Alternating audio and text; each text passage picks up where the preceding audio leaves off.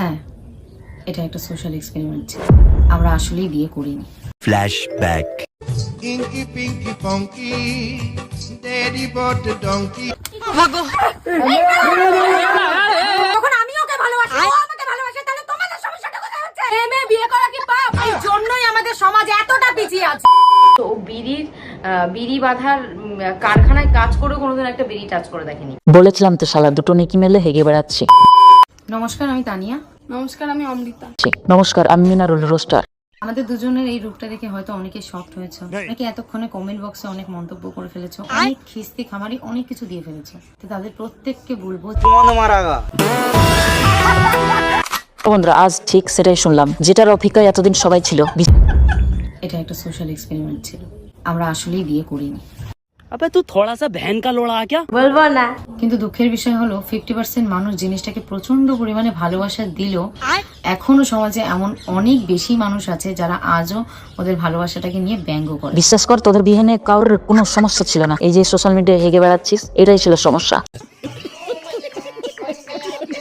আবারও আমার এই ভিডিওতে সেই আমার পুরনো কথাটাই বলবো যে যাকে ভালোবাসে তাকে ভালোবাসতে দাও। মানাচ্ছে না।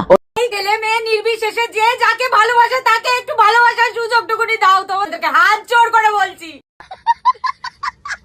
প্রথমেই সবার কাছে হাত জোর করে ক্ষমা চেয়ে নিচ্ছি যদি কারোর মনে কোনো রকম ভাবে আঘাত দিয়ে থাকে। তোদেরকে একটা কথা কই শোন, তোদের মতন অডিয়েন্স গাধা হবে না কানা, আর তোদের মতো নাটক দেখে কষ্ট পাবে, আর যে পাবে তে মন না উত্তর খালি। বলবো না। আমাদের উদ্দেশ্য কোনো ধর্মকে, কোনো জাতিকে বা কারোর পার্সোনাল ইমোশনে আঘাত দেওয়া ছিল না। আমার কোনো দিক থেকে মনে হয়েছে যে আমাদের সমাজ অনেকটা এগিয়ে গেছে, কিন্তু সেটা শুধু নামই।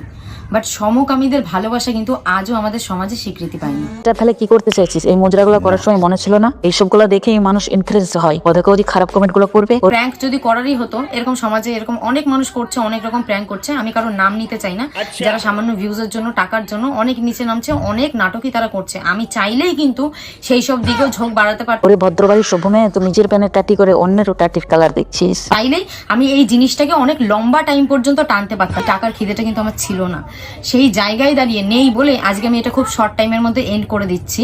আচ্ছা তোমরা জানো কতদিন চালিয়েছিলে? নাই নাই করে আমরা বিষয়টাকে 20 দিন চালিয়েছি। এক্সকিউজ মি, একটা কথা বলি, দিদি কিন্তু খুব বুদ্ধিমান। আমি সমস্তটা ভেবে, সমস্ত কিছু ভেবেই ছক কষেই তারপরেই কিন্তু জিনিসটাতে নেমেছি। মেয়েটার নাম কি? তো ভিডিওটা কেমন লেগেছে কমেন্ট করে জানান, আর ভালো লাগলে একটা লাইক করে দেবেন, আর অবশ্যই চ্যানেলটি সাবস্ক্রাইব করে রাখবেন। দেখা হচ্ছে নেক্সট ভিডিওতে। আল্লাহ হাফেজ।